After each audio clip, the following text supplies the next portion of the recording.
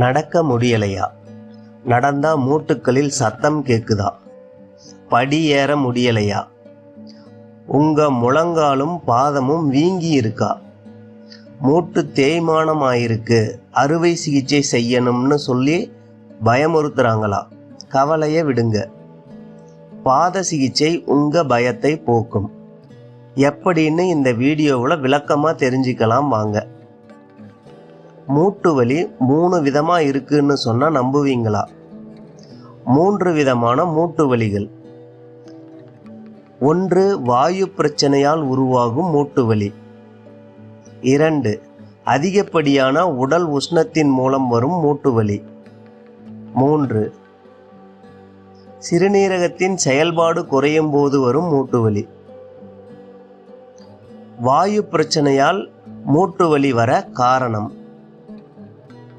பசிக்கும் நேரத்தில் உணவை தவிர்ப்பது, தண்ணீர் பற்றாக்குறை, பசி அடங்கிய பிறகு சாப்பிடுவது, எண்ணெயில் பொரித்த உணவுகளை அதிகம் எடுப்பது, வாயுவை உற்பத்தி செய்யும் உணவுகளை அடிக்கடி எடுப்பது, மன உளைச்சல், அதிக கவலை, மலச்சிக்கல், இவற்றால் உடலில் செரிமான கோளாறு ஏற்படும். இதனால் வாயு பிரச்சனை உண்டாகும். அது முழங்காலில் சேரும்போது முழங்கால் மூட்டு வலியாக உருமாறுகிறது. வாயு பிரச்சனையால் உருவாகும் மூட்டு வலியை எப்படி கண்டுபிடிப்பது? இந்த வலியை கண்டுபிடிப்பது எளிது. வலி தொடர்ந்து ஒரே இடத்தில் இருக்காது, இடம் மாறும் அல்லது நடக்க ஆரம்பித்தால் சிறிது நேரத்தில் வலி குறையும். எளிமையாக கூற வேண்டுமானால்,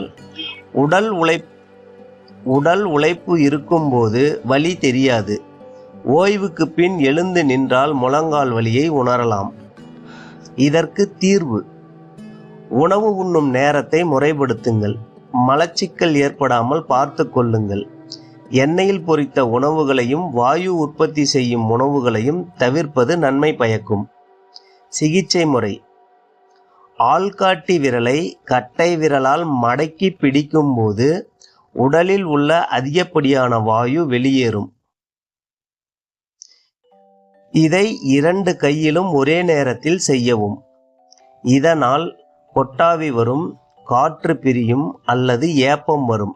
இதனால் முழங்கால் வலி குறையும். எச்சரிக்கை: இந்த முத்திரையை 5 நிமிடத்திற்கு மேல் செய்ய வேண்டாம். இது தற்காலிக தீர்வு மட்டுமே.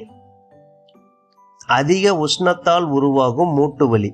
இதற்கு காரணம்: போதுமான தண்ணீர் குடிக்காமல் இருப்பதும், இரவில் நீண்ட நேரம் விழித்திருப்பதும், அடிக்கடி கோபப்படுவது, அதிகப்படியான சிந்தனை.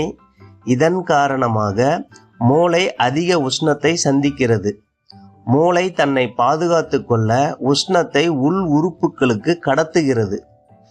உள் உறுப்புகள் உஷ்ணத்தை சமாளிக்க முடியாத பட்சத்தில் உடலின் பலம் வாய்ந்த உறுப்பான எலும்புகளுக்கு நகர்த்திவிடும். அதன் காரணமாக எலும்புகளுக்கு இடையே உள்ள ஜவ்வை உஷ்ணம் கரைக்கிறது. இதனால் நடக்கும்போது 2 மூட்டுக்கள் உராயும் சத்தம் கேட்கும்.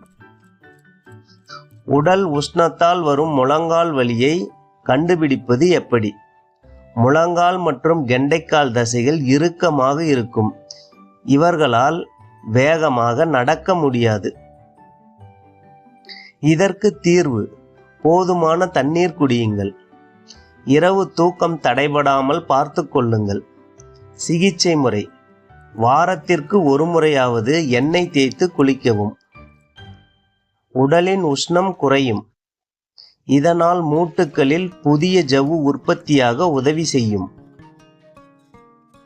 சிறுநீரகம் பலவீனமாக இருக்கும்போது வரும் மூட்டு வலி. தண்ணீர் பற்றாக்குறையால் சிறுநீரகம் சோர்வடைகிறது. இது மட்டுமல்லாமல் நாம் செய்யும் மிகப்பெரிய தவறு, வருடக்கணக்கில் மருந்து மாத்திரைகளை தொடர்ந்து சாப்பிடும்போது அதில் உள்ள ரசாயனம் சிறுநீரகத்தை மேலும் பலவீனமாக்குகிறது. உடலின் நீர்க்கழிவுகள் முறையாக வெளியேறாமல் தடைபடுகிறது. இதனால் முழங்கால் மூட்டு மற்றும் பாதங்களில் வீக்கம் ஏற்படுகிறது. சிறுநீரகம் பலவீனமாக இருப்பதால் உருவாகும் முழங்கால் வலியை பார்த்தவுடனே கண்டுபிடித்து விடலாம்.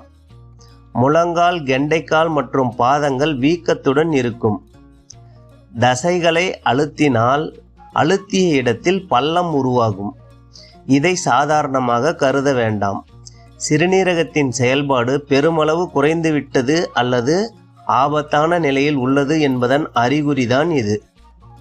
முக்கிய குறிப்பு: இந்த பிரச்சனைக்கு குறிப்பு கொடுக்க முடியாது.